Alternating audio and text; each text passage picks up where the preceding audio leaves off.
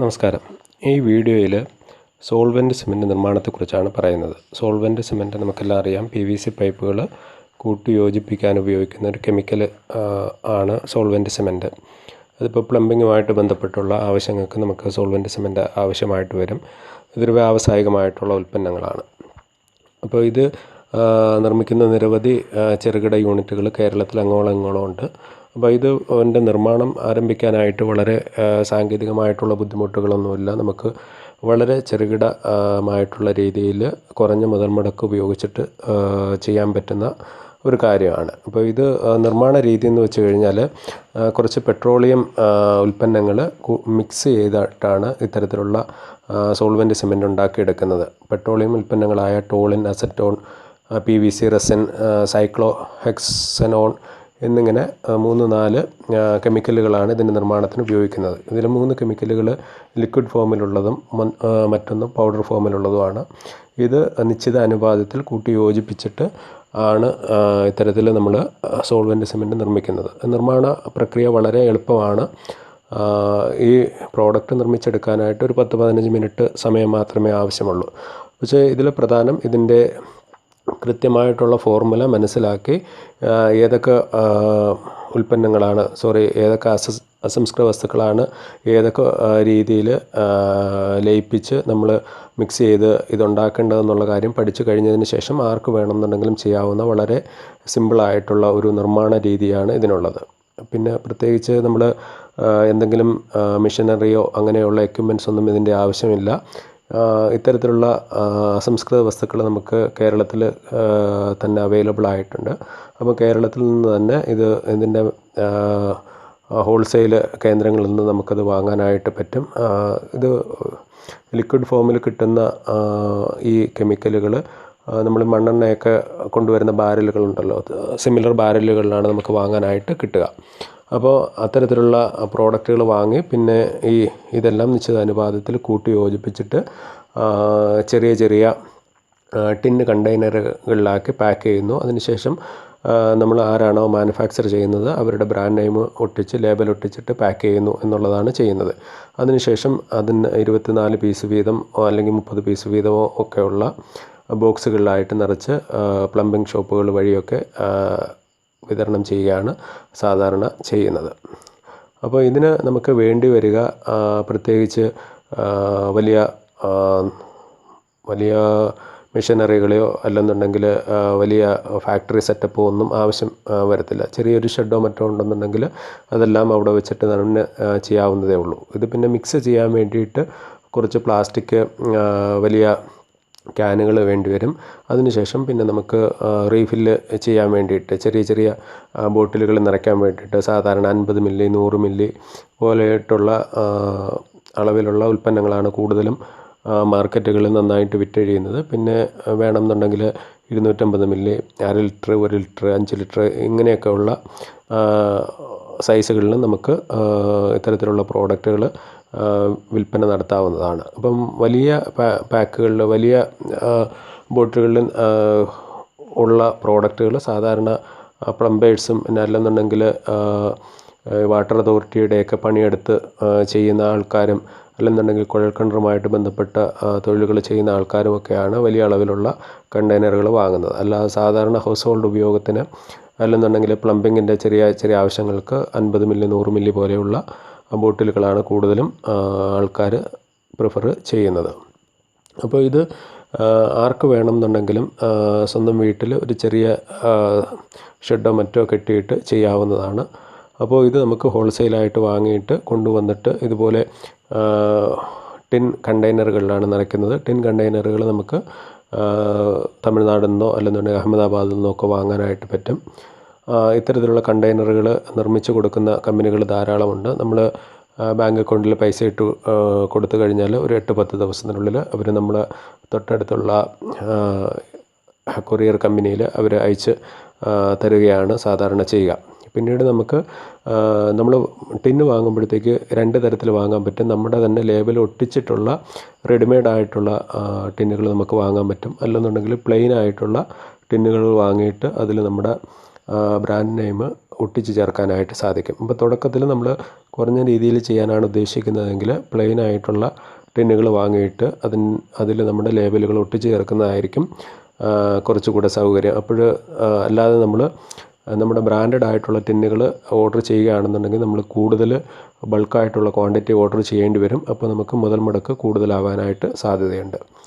പിന്നെ ഇതിൻ്റെ വരുമാനം എന്ന് പറയുന്നത് നമുക്ക് എത്രത്തോളം സെയിൽ ചെയ്യാം എന്നുള്ളതിനെ ബേസ് ചെയ്തിട്ടാണ് ഇരിക്കുന്നത്. അപ്പോൾ നമ്മൾ ഈ ബിസിനസ് തുടങ്ങുന്നതിന് മുമ്പ് തന്നെ നമ്മളുടെ സമീപത്തുള്ള ഒരു 50 അല്ലെങ്കിൽ 40 കിലോമീറ്റർ ചുറ്റളവിൽ എത്രത്തോളം ഈ പ്ലംബിംഗ് അതുമായിട്ട് ബന്ധപ്പെട്ട ഷോപ്പുകളുണ്ടെന്നുള്ള കാര്യം പഠിക്കുക. അതിനുശേഷം ചെറിയൊരു മാർക്കറ്റ് റിസർച്ച് നടത്തുക. മാർക്കറ്റ് റിസർച്ച് എന്ന് പറയുന്നത് ഞാൻ ഉദ്ദേശിക്കുന്നത് ജസ്റ്റ് പ്ലംബിംഗ് ഷോപ്പുകളിൽ പോയിട്ട് ഇത്തരത്തിലുള്ള ഒരു മാനുഫാക്ചറിങ് തുടങ്ങാൻ ആഗ്രഹിക്കുന്നുണ്ട്. അപ്പോൾ അത്തരത്തിലുള്ള പ്രോഡക്റ്റുകൾ കൊണ്ടുവന്നു കഴിഞ്ഞാൽ നിങ്ങൾ എടുക്കാൻ താല്പര്യപ്പെടുമോ എന്നുള്ള കാര്യം ജസ്റ്റ് ഒന്ന് അന്വേഷിക്കുക.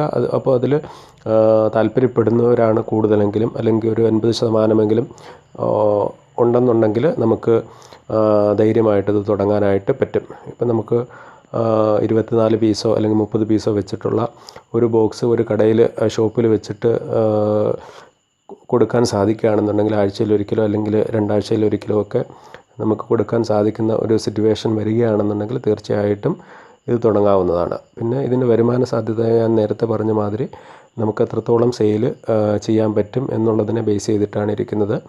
ഇപ്പോൾ ഇതിൻ്റെ നിർമ്മാണം വളരെ സിമ്പിളാണ്. ജസ്റ്റ് ഈ 4 കെമിക്കലുകൾ മിക്സ് ചെയ്യുക മാത്രമേ ചെയ്യേണ്ടതുള്ളൂ. അപ്പോൾ ആ കെമിക്കലുടെ ഒരു പ്രത്യേകത എന്ന് പറഞ്ഞാൽ അതിൽ ഒരു കെമിക്കൽ കുറച്ച് സ്മെല്ലും അങ്ങനെയൊക്കെ കാര്യങ്ങളാണ്. നമ്മൾ ആസിഡൊക്കെ കൈകാര്യം ചെയ്യുന്ന പോലെ ശ്രദ്ധിച്ച് കൈകാര്യം ചെയ്യേണ്ടി വരും. പിന്നെ കുറച്ച് സ്മെല്ലൊക്കെ ഉള്ള ഒരു മെറ്റീരിയലാണ്. പെട്രോളിയം ബൈ പ്രോഡക്റ്റുകളാണ് ഈ കെമിക്കലുകൾ എന്നുള്ള കാരണം കൊണ്ട് അത് കത്താനുള്ള സാധ്യതയുണ്ട്. അപ്പോൾ അതുമായിട്ട് ബന്ധപ്പെട്ടുള്ള പ്രിക്കോഷൻസ് നമ്മൾ എടുക്കണം എന്ന് മാത്രമേ ഉള്ളൂ. പിന്നെ നമ്മളത് മിക്സ് ചെയ്ത് കഴിഞ്ഞ് കഴിഞ്ഞാൽ സിമ്പിളായിട്ട് കുട്ടികൾക്കോ സ്ത്രീകൾക്കോ ഒക്കെ അത് ഫില്ല് ചെയ്തിട്ട് പാക്ക് ചെയ്യാനൊക്കെ കഴിയുന്നതാണ്. അതിൽ വളരെ ഉയർന്ന തോതിലുള്ള അധ്വാനമൊന്നും ആവശ്യം വരുന്നില്ല. ഓക്കെ, അല്പം ക്ഷമയും അതുപോലെ ശ്രദ്ധയും ഒക്കെ ഉണ്ടെന്നുണ്ടെങ്കിൽ സിമ്പിളായിട്ട് കുടുംബാംഗങ്ങളെ ഉപയോഗിച്ചിട്ട് തന്നെ ബോട്ടിലിങ്ങും അതുപോലെ പാക്കിങ്ങും ഒക്കെ ചെയ്യാവുന്നതാണ്. ഒരു കുടുംബ സംരംഭം എന്നുള്ള രീതിയിൽ ഇത് താല്പര്യമുള്ള ഒരാൾക്ക് നടത്തിക്കൊണ്ടു പോകാനായിട്ട് സാധിക്കും. പിന്നെ അത് കൊണ്ടുപോകാനായിട്ട് നമുക്ക് ചിലപ്പോൾ ഒരു വാഹനം ആവശ്യമായിട്ട് വരും. നമ്മളിപ്പോൾ ഒരു റെൻ്റഡ് വാഹനം ഉപയോഗിച്ചിട്ട് നമുക്കത് ബിസിനസ് നടത്താൻ ബുദ്ധിമുട്ട് ആയിരിക്കും. അപ്പോൾ ഒരു 4 ചക്ര വാഹനം ഏതെങ്കിലും നിങ്ങൾക്ക് നിലവിലുണ്ടെന്നുണ്ടെങ്കിൽ അത് തന്നെ യൂസ് ചെയ്യാം. അല്ലെന്നുണ്ടെങ്കിൽ അത്തരത്തിലുള്ളൊരു വാഹനം സംഘടിപ്പിക്കേണ്ടി വരും. പിന്നെ ഇത്തരത്തിലുള്ള പ്രോഡക്റ്റുകളും അതിൻ്റെ അസംസ്കൃത വസ്തുക്കളൊക്കെ സൂക്ഷിക്കാനായിട്ട് ഒരു ചെറിയൊരു ഷെഡോ അല്ലെങ്കിൽ അത്തരത്തിലുള്ളൊരു സംവിധാനം നമ്മളുടെ കയ്യിൽ ഉണ്ടാവണം. പിന്നെ നമുക്ക് സ്വന്തമായിട്ട് കടകളെ കൊണ്ടുപോയി വിൽക്കാനുള്ള ഒരു വിൽപ്പന നടത്താനുള്ള ഒരു കഴിവ് ഉണ്ടായിരിക്കണം. ആൾക്കാരുടെ അടുത്ത് സംസാരിക്കാനും അത്തരത്തിലുള്ള പ്രോഡക്റ്റുകൾ അവിടെ വയ്ക്കാനും അതിനുശേഷം നമുക്ക് പൈസ കളക്ട് ചെയ്ത് എടുക്കാനും ഒക്കെ ഉള്ളൊരു ചെറിയ കഴിവ് കൂടെ ഉണ്ടായിരിക്കണം എന്നുള്ളതാണ് ഇതിൽ ഏറ്റവും പ്രധാനമായിട്ടുള്ളത്. അപ്പോൾ ഒരു കുടുംബത്തിന് കഴിയാൻ ആവശ്യമായിട്ടുള്ള വരുമാനം തീർച്ചയായിട്ടും ഇതിൽ കിട്ടാനായിട്ട് സാധ്യതയുണ്ട്. അത് എല്ലായ്പ്പോഴും ഇത് നടത്തുന്ന സംരംഭകൻ്റെ സെയിൽസിലുള്ള കഴിവിനെ ഡിപ്പെൻഡ് ചെയ്തിട്ടാണ് ഇരിക്കുന്നത്. പിന്നെ മറ്റൊന്ന്, നിങ്ങളുടെ ഏരിയയിൽ നിങ്ങൾക്ക് കവർ ചെയ്യാൻ പറ്റുന്ന ഒരു ഏരിയയിൽ എത്രത്തോളം ഇത്തരത്തിലുള്ള പ്ലംബിംഗ് ഷോപ്പുകൾ ഉണ്ടെന്നുള്ളതിനെയും ബേസ് ചെയ്ത് ആണ് ഇരിക്കുന്നത്. അപ്പോൾ നിങ്ങൾക്ക് ഡെയിലി ഒരു 10-20 ബോക്സുകൾ സെല്ല് ചെയ്യാനായിട്ട് കഴിയുമെന്നുണ്ടെങ്കിൽ തന്നെ ഇത് വലിയ ബുദ്ധിമുട്ടൊന്നും ഇല്ലാതെ ലാഭകരമായിട്ട് കൊണ്ടുപോകാനായിട്ട് സാധിക്കും. പിന്നെ ഇത്തരത്തിലുള്ള സംരംഭങ്ങൾ നടത്തുന്ന മറ്റ് സംരംഭകരും നിങ്ങളുടെ ജില്ലയിലോ അല്ലെന്നുണ്ടെങ്കിൽ കേരളത്തിലൊട്ടാകെ സെല്ല് ചെയ്യുന്ന ബ്രാൻഡുകളും ഒക്കെ അവൈലബിളാണ്. പക്ഷേ അതിനെ അപേക്ഷിച്ചിട്ട് നിങ്ങൾക്ക് ചെറിയൊരു അഡ്വാൻറ്റേജ് കിട്ടാനായിട്ട് സാധ്യതയുള്ളതെന്ന് വെച്ച് കഴിഞ്ഞാൽ വലിയ ബ്രാൻഡുകൾ കൊടുക്കുന്നതിനേക്കാൾ കൂടുതൽ ഒരു മാർജിൻ നിങ്ങൾക്ക് സ്വന്തമായിട്ട് നിർമ്മിച്ച് വിതരണം ചെയ്യുകയാണെന്നുണ്ടെങ്കിൽ റീറ്റെയിലർമാർക്ക് കൊടുക്കാനായിട്ട് സാധിക്കും. ഇപ്പോൾ ഇത് വാങ്ങുന്ന കസ്റ്റമർമാരെ സംബന്ധിച്ചിടത്തോളം ബ്രാൻഡിന് വലിയ പ്രാധാന്യമില്ല. ഇത് പ്ലംബർമാരാണ് ഈ പ്രോഡക്റ്റുകൾ ഏത് ബ്രാൻഡ് വാങ്ങണമെന്ന് നിശ്ചയിക്കുന്നത്. അപ്പോൾ പ്ലംബർമാരും റീറ്റെയിലർമാരും തമ്മിലുള്ള ഒരു അണ്ടർസ്റ്റാൻഡിങ്ങിൻ്റെ പുറത്ത് റീറ്റെയിലർമാർ പറയുന്ന ബ്രാൻഡുകൾ ചൂസ് ചെയ്യുകയാണ് പ്ലംബർമാർ സാധാരണ ചെയ്യുക. അപ്പോൾ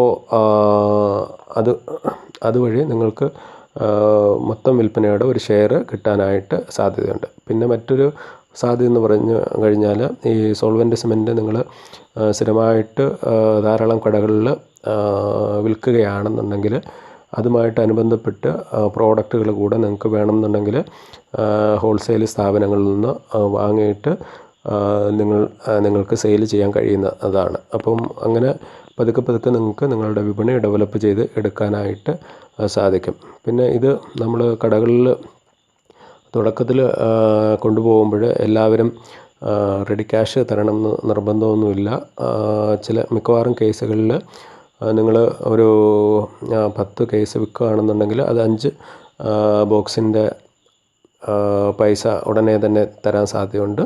പിന്നെ പകുതി എണ്ണം പിന്നെ വിറ്റ് പോയതിന് ശേഷമായിരിക്കും കടക്കാർ തരിക. അതായത് ചില കടക്കാർ നിങ്ങൾക്ക് ഉടനെ തന്നെ പൈസ തരാൻ സാധ്യതയുണ്ട്. കാരണം ഇത് ചെറിയൊരു ബോക്സ് 10-24 പീസുള്ളൊരു ബോക്സ് എന്ന് പറയുന്നത് വലിയ വിലയൊന്നും വരുന്നതല്ല. അവർ ഹാർഡ്വെയർ ഉൽപ്പന്നങ്ങൾ വിൽക്കുന്ന അല്ലെങ്കിൽ പ്ലംബിംഗ് ഷോപ്പിൽ ഉൽപ്പന്നങ്ങൾ വിൽക്കുന്ന ഷോപ്പ് ഓണേഴ്സിനെ സംബന്ധിച്ചിടത്തോളം വലിയ തുകയല്ല അതുകൊണ്ട് തന്നെ അവർ ചിലരൊക്കെ അപ്പോഴും തന്നെ നിങ്ങൾക്ക് പൈസ തരാനായിട്ട് സാധ്യതയുണ്ട്. പിന്നെ കുറേ പേര് വിറ്റ് കഴിഞ്ഞതിന് ശേഷം നെക്സ്റ്റ് ടൈം നിങ്ങൾ പോകുമ്പോഴായിരിക്കും പൈസ തരിക. പക്ഷേ നിങ്ങൾ ഒരു തവണ വിറ്റതിൻ്റെ പ്രോഡക്റ്റിൻ്റെ പൈസ അടുത്ത തവണ തീർച്ചയായിട്ടും കളക്ട് ചെയ്യണം. ആ സമയവും റീറ്റെയിലർ എന്തെങ്കിലും ഒഴിവ് പറയുകയാണെന്നുണ്ടെങ്കിൽ വീണ്ടും സ്റ്റോക്ക് ഇറക്കാനായിട്ട് നിൽക്കരുത്. കാരണം അങ്ങനെയുള്ള ആൾക്കാർ പിന്നീട് അവരുടെ നിന്ന് പ്രോഡക്റ്റ് തിരിച്ചെടുക്കാനോ അല്ലെന്നുണ്ടെങ്കിൽ പൈസ വാങ്ങിയെടുക്കാനോ ഒക്കെ ബുദ്ധിമുട്ടുണ്ടാവാൻ സാധ്യതയുണ്ട്. അപ്പം അക്കാര്യത്തിൽ ക്യാഷ് ഫ്ലോയിൽ നിങ്ങൾ പ്രത്യേകം ശ്രദ്ധിക്കണം. വളരെ അധികം മുതൽ മുടക്കൊന്നും ആവശ്യമില്ല. കാരണം മെഷീനറിയോ അല്ലെന്നുണ്ടെങ്കിൽ ഫില്ലിംഗ് മെഷീനോ അങ്ങനെ യാതൊരു സെറ്റപ്പിൻ്റെയും ആവശ്യമില്ല. നിങ്ങൾക്ക് കെമിക്കൽ വാങ്ങുക, ബോട്ടിൽ വാങ്ങുക, അത് മിക്സ് ചെയ്യാനുള്ള എന്തെങ്കിലും പ്ലാസ്റ്റിക് ബിന്നോ അങ്ങനെ എന്തെങ്കിലും വാങ്ങിയിട്ട് അതിനകത്ത് മിക്സ് ചെയ്തിട്ട് ബോട്ടിലുകളിൽ നിറച്ച് പാക്ക് ചെയ്ത് അയക്കുക എന്നുള്ളതാണ് ചെയ്യുന്നത്. പിന്നെ അതിൽ നിങ്ങൾക്ക് സ്വന്തമായിട്ടൊരു ബ്രാൻഡ് നെയിം കണ്ടെത്തേണ്ടി വരും. ബ്രാൻഡ് നെയിം കണ്ടെത്തിയതിന് ശേഷം നിങ്ങളുടെ ടൗണിൽ തന്നെയുള്ള ഏതെങ്കിലും ഗ്രാഫിക് ഡിസൈനർ വെച്ചിട്ട് ലേബലുകൾ ഡിസൈൻ ചെയ്തിട്ട് നിങ്ങൾക്ക് ബോട്ടിലുകളിൽ ഒട്ടിക്കാനായിട്ട് സാധിക്കും. പിന്നെ നിങ്ങളുടെ ബ്രാൻഡ് നെയിമിലുള്ളതോ അല്ലെങ്കിൽ പ്ലെയിൻ ആയിട്ടുള്ളതോ ഉള്ള കാർട്ടൺ ബോക്സുകൾ നിങ്ങൾക്ക് നിർമ്മിച്ച് എടുക്കാനായിട്ട് സാധിക്കും. കാർട്ടൺ ബോക്സുകൾ നിർമ്മിച്ച് കൊടുക്കുന്ന ഏതെങ്കിലും യൂണിറ്റിനെ സമീപിച്ച് കഴിഞ്ഞാൽ നിങ്ങളുടെ ആവശ്യത്തിനനുസരിച്ചുള്ള കാർട്ടൺ ബോക്സുകൾ അവർ ചെയ്തു തരാം. പിന്നെ ഇതിലേറ്റവും പ്രധാനപ്പെട്ട കാര്യം ഇതിൻ്റെ ഫോർമുല നിങ്ങൾ പഠിച്ചെടുക്കുക എന്നുള്ളതാണ്. അപ്പോൾ നിങ്ങൾക്ക് ഫോർമുല പഠിച്ചെടുക്കാൻ വേണ്ടിയിട്ട് നിലവിൽ ഇത്തരത്തിലുള്ള ഏതെങ്കിലും യൂണിറ്റുകളിൽ വർക്ക് ചെയ്യുന്നവരോ അല്ലെന്നുണ്ടെങ്കിൽ കെമിസ്റ്റ് ആയിട്ടുള്ള ആൾക്കാരോ അല്ലെന്നുണ്ടെങ്കിൽ നിലവിൽ യൂണിറ്റുകൾ റൺ ചെയ്യുന്ന ആൾക്കാരുടെയോ അടുത്തു നിന്നൊക്കെ നിങ്ങൾക്ക് ഇതിൻ്റെ ഫോർമുല പഠിച്ചെടുക്കാനായിട്ട് സാധിക്കും. അപ്പം തൊട്ടടുത്തുള്ള സ്ഥലത്തുള്ള ഒരാളുടെ അടുത്ത് പോയി ചോദിച്ചു കഴിഞ്ഞാൽ നിങ്ങൾക്ക് ഇത്തരത്തിലുള്ള ഫോർമുല അവർ പറഞ്ഞു തരണം എന്നില്ല. കാരണം നിങ്ങൾ കോമ്പറ്റീഷനായി വരുമെന്ന് ഉള്ളതുകൊണ്ട് അങ്ങനെ നിങ്ങളെ നിരുത്സാഹപ്പെടുത്താനായിട്ടാണ് സാധ്യത. എന്നാലും നിങ്ങൾ കുറച്ച് ദൂരെയുള്ള ഏതെങ്കിലും ലൊക്കേഷനിൽ പോയിട്ട് ഇത്തരത്തിലുള്ള മാനുഫാക്ചർ അടുത്തോ അല്ലെന്നുണ്ടെങ്കിൽ അവിടെ നിർമ്മിക്കുന്ന ആളുടെ മറ്റോ ചോദിച്ചു കഴിഞ്ഞാൽ അവർ ഫോർമുല പറഞ്ഞു തരാൻ സാധ്യതയുണ്ട്. മിക്കവാറും അതിന് ഒരു തുക ഈടാക്കിയിട്ടായിരിക്കും അവരങ്ങനെ ചെയ്തു തരിക. ഇനി നിങ്ങൾക്ക് മറ്റൊരു ഓപ്ഷൻ ഉള്ളത് പിറവത്തുള്ള അഗ്രോ പാർക്കിൽ ഇതുമായിട്ട് ബന്ധപ്പെട്ടുള്ള പരിശീലനം കൊടുക്കുന്നുണ്ട്. അപ്പോൾ അതും അവർ ഇത്തരത്തിൽ മാനുഫാക്ചറിങ് ചെയ്യുന്ന യൂണിറ്റുകളുമായിട്ട് കണക്ട് ചെയ്യുകയാണ് അവർ ചെയ്യുക. അപ്പോൾ അത് പിന്നെ അത്തരം മാനുഫാക്ചർ ചെയ്യുന്ന യൂണിറ്റുകളിൽ നിന്നും നിങ്ങൾക്ക് ഇതിൻ്റെ ഫോർമുല പഠിച്ചെടുക്കാനായിട്ട് സാധിക്കും. എന്നാൽ അഗ്രോ പാർക്കിനെ സംബന്ധിച്ചിട്ട് അവർ കൂടിയ തുകയാണ് വാങ്ങുന്നതായിട്ട് ഞാൻ മനസ്സിലാക്കിയിട്ടുള്ളത്. അപ്പോൾ കുറച്ചുകൂടെ കുറഞ്ഞ തുകയിൽ നിങ്ങൾക്ക് വേണമെന്നുണ്ടെങ്കിൽ നിലവിൽ മാനുഫാക്ചർ ചെയ്യുന്ന അല്ലെന്നുണ്ടെങ്കിൽ ഇതിൻ്റെ മാനുഫാക്ചറിങ് മെത്തേഡ് അറിയാവുന്ന ആരെയെങ്കിലും ഉപയോഗിച്ചിട്ട് അവർക്ക് പൈസ കൊടുത്തിട്ട് ചെയ്യാവുന്ന അതാണ്. അപ്പോൾ അത്തരത്തിലുള്ള ആൾക്കാരുടെ കോൺടാക്റ്റ് ഡീറ്റെയിൽസ് കിട്ടുകയാണെന്നുണ്ടെങ്കിൽ ഈ വീഡിയോയുടെ താഴെ ഡിസ്ക്രിപ്ഷൻ ബോക്സിൽ ഞാൻ ആഡ് ചെയ്യുന്നതായിരിക്കും. അപ്പോൾ അവർക്ക് ആ നമ്പറിലേക്ക് കോൺടാക്റ്റ് ചെയ്തിട്ട് ഈ ബിസിനസ് തുടങ്ങാനായിട്ട് സാധിക്കും. അപ്പോൾ ഇതിൻ്റെ അഡ്വാൻറ്റേജസ് എന്ന് പറഞ്ഞു കഴിഞ്ഞാൽ ഇപ്പോൾ വളരെ കുറഞ്ഞ മുതൽ മുടക്കിൽ നമുക്ക് ആരംഭിക്കാൻ പറ്റുന്ന ഒരു ബിസിനസ്സാണ്. ഒരു കുടുംബ സംരംഭം എന്നുള്ള രീതിയിൽ നമുക്ക് ഇത് കൊണ്ടുപോകാനായിട്ട് സാധിക്കും. അതിൻ്റെ മിക്സിങ് ഒഴിച്ചു കഴിഞ്ഞാൽ റീഫില്ലിങ്, പാക്കിങ് അതുപോലെയൊക്കെ ഉള്ള കാര്യങ്ങളെല്ലാം കുടുംബാംഗങ്ങളിലെ സ്ത്രീകളെയോ കുട്ടികളെയോ ഒക്കെ നമുക്ക് ഉൾപ്പെടുത്തിയിട്ട് ചെയ്യിക്കാൻ പറ്റുന്ന കാര്യങ്ങളാണ്. പിന്നെ അതിനുശേഷം ഇത് എത്രത്തോളം ഡെവലപ്പ് ചെയ്യാൻ പറ്റും എന്നുള്ളത് ആ സംരംഭകൻ്റെ മാർക്കറ്റിംഗ് സ്കില്ലിനെ ബേസ് ചെയ്തിട്ടാണ് ഇരിക്കുന്നത്. പിന്നെ ഇത്തരത്തിലുള്ള പ്രോഡക്റ്റ് വിറ്റഴിക്കാനായിട്ട് വലിയ ബുദ്ധിമുട്ട് വരത്തില്ല. എന്നാൽ തന്നെ മാർക്കറ്റിൽ കോമ്പറ്റീഷൻ തീർച്ചയായിട്ടും ഉണ്ട്. ഇത്തരത്തിലുള്ള പ്രോഡക്റ്റുകൾ വിറ്റഴിക്കുന്ന അല്ലെങ്കിൽ മാനുഫാക്ചർ ചെയ്യുന്ന ധാരാളം ബ്രാൻഡുകളുണ്ട്. എന്നാൽ കുറച്ച് അധികം നിങ്ങൾക്ക് മാർജിന് റീറ്റെയിലർക്ക് ഓഫർ ചെയ്യാൻ പറ്റുമെന്നുണ്ടെങ്കിൽ കുറച്ച് സെയിൽ നിങ്ങൾക്കും പ്രൊവൈഡ് ചെയ്യാനായിട്ട് സാധ്യതയുണ്ട്. പിന്നെ ശ്രദ്ധിക്കേണ്ട ഒരു കാര്യം എന്ന് പറഞ്ഞു കഴിഞ്ഞാൽ നമ്മൾ കടം കൊടുക്കുന്നത് കഴിവതും ഒഴിവാക്കണം. പക്ഷേ എല്ലായ്പ്പോഴും നമുക്ക് റെഡി ക്യാഷിന് പ്രോഡക്റ്റുകൾ വാങ്ങാനായിട്ട് റീറ്റെയിലർ റെഡിയാവണമെന്നില്ല. എന്നാൽ തന്നെയും കഴിയുന്നത്ര നിങ്ങൾ പൈസ യഥാസമയം കളക്ട് ചെയ്യാനായിട്ട് ശ്രമിക്കുക. ഒരു തവണ നിങ്ങൾ കടം കൊടുത്താൽ തന്നെ അടുത്ത തവണ ചെല്ലുമ്പോഴത്തേക്ക് അത് ക്ലിയർ ചെയ്യാനായിട്ട് ശ്രമിക്കുക.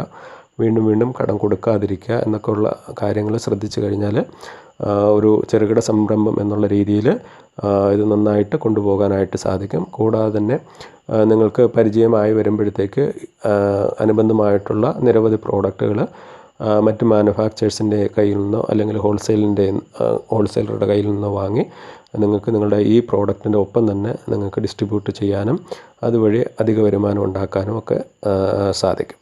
ഓക്കെ, മറ്റൊരു വീഡിയോ ആയിട്ട് ഇനിയും കാണാം. നന്ദി, നമസ്കാരം.